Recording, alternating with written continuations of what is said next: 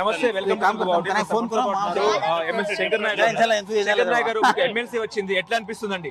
చాలా సంతోషంగా ఉంది అలా, ఎందుకంటే కాంగ్రెస్ పార్టీ అలా ఒక సరైన కార్యకర్తను గుర్తించింది.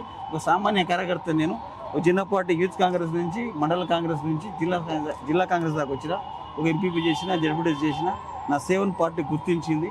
ఇవాళ 6 సంవత్సరాలు 7 సంవత్సరాల పార్టీ అధికారం లేనప్పుడు నేను అన్ని ఉప ఎన్నికలు ఫేస్ చేసిన, తర్వాత అధికారం రావడానికి చాలా కృషి చేసిన.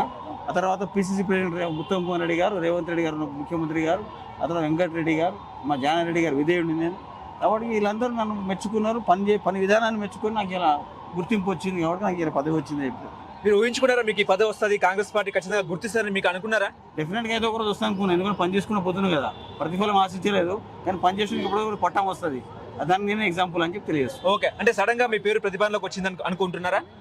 నాట్ సడన్, అంటే ఏదో ఒక రోజుకి నాకు ఏదో పదవి వస్తుంది నాకు తెలుసు. కానీ ఎమ్మెల్సీ అనేది అప్పటికప్పుడు నేను ఊహించుకోలేదు. కానీ ఇలా నేను పనిచేసిన ఇలా రాష్ట్ర వ్యాప్తంగా మా గిరిజనులందరూ కూడా సంతోషంగా ఉన్నారు. ఇలా not only our community, irrespective of community, అందరు ఎవరిబడి హ్యాపీగా ఉన్నారు. ఎందుకంటే సామాన్యునికి ఇలా పార్టీ ఇంత పెద్ద పట్టం కట్టింది, పని చేసుకుంటా పోతే మనందరూ కూడా ఏదో ఒక రోజు వస్తుందని చెప్పి ఒక ఎగ్జాంపుల్. ఓకే, ఇప్పుడు మీ జిల్లా ప్రజలకు ఏం చెప్తారు సార్? మీ జిల్లా ప్రజలకు ఏం చెప్పే అవకాశం? మీ జిల్లా ప్రజలకు ఏం చెప్తారు? ఏం చెప్తాను, నేను పని చేసుకుంటూ పోతున్నా, ఇంకా కష్ట సుఖాలను ఆదుకుంటా వాళ్ళను. ఏమైనా ఉంటే మనకు రావాల్సిన విధులు నిధులు ఏమైనా ఉంటే నా క్యాస్ట్ పరంగా కానీ వేరే క్యాస్ట్లకు అందరికి కూడా నేను పనిచేస్తా.